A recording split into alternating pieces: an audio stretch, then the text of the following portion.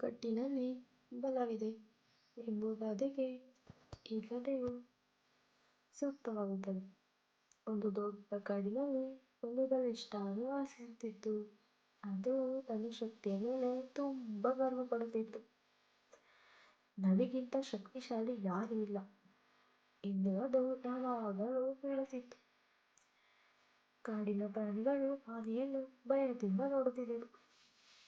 ಅದೇ ಕಾಡಿನಲ್ಲಿ ಒಂದು ಚಿಕ್ಕ ಗೂಬೆ ವಾಸಿಸುತ್ತಿತ್ತು. ಅದು ಚಿಕ್ಕದಾದರೂ ತುಂಬ ಜಾಣ. ಆನೆಯ ಗರ್ವ. ಒಂದು ದಿನ ಆನೆ ನದಿಯ ಬಳಿ ನೀರು ಕುಡಿಯುತ್ತಿತ್ತು. ಚಿಕ್ಕ ಪ್ರಾಣಿಗಳು ನೀರು ಕುಡಿಯಲು ಬಂದಾಗ ಆನೆ ಕೋಪದಿಂದ ನನ್ನ ಮುಂದೆ ಯಾರೂ ನಿಲ್ಲಬೇಡಿ ಎಂದು ಜೋರಾಗಿ ಕೂಗಿತು. ಎಲ್ಲರೂ ಭಯದಿಂದ ಓಡಿದರು. ಗೂಬೆ ಇದನ್ನೆಲ್ಲ ನೋಡುತ್ತಾ ಇತ್ತು. ಆದರೆ ಒಂದು ದಿನ ಏನಾಯ್ತು ಗೊತ್ತಾ?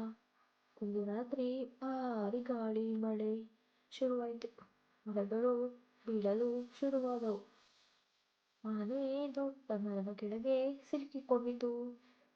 ಅದು ಜೋರಾಗಿ ಕೂಗಿತು, ಯಾರಾದರೂ ಸಹಾಯ ಮಾಡಿ ನನಗೆ ಅಂತ ಹೇಳಿತು. ಆದರೆ ಅದರ ಗರ್ವದ ಕಾರಣ ಯಾರು ಮುಂದೆ ಬರಲಿಲ್ಲ.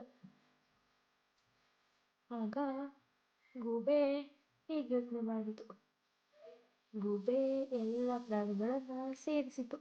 ನಾವು ಒಟ್ಟಿಗೆ ಇದ್ದರೆ ಆನೆಯನ್ನು ರಕ್ಷಿಸಬಹುದು ಎಂದಿತು. ಎಲ್ಲರೂ ಸೇರಿ ಮರವನ್ನು ತುಳಿದು ತೆಗೆದರು. ಕೊನೆಗೆ ಆನೆ ಹೊರಬಂದಿತು. ಆಗ ಆನೆಗೆ ಅರಿವಾಯಿತು.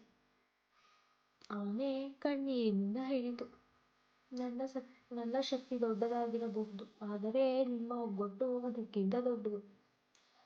ಅದು ಎಲ್ಲರಿಗೂ ಕ್ಷಮೆ ಕೇಳಿತು. ಇದರಿಂದ ನಮಗೇನಪ್ಪ ಅರ್ಥ ಆಗುತ್ತೆ ಅಂದರೆ, ಗರ್ವವು ಒಂಟಿತನ ತರುತ್ತದೆ. ಹಾಗೆ ಚಿಕ್ಕವರನ್ನು ಕಡಿಮೆ ಅಂದಾಜು ಮಾಡಬಾರದು.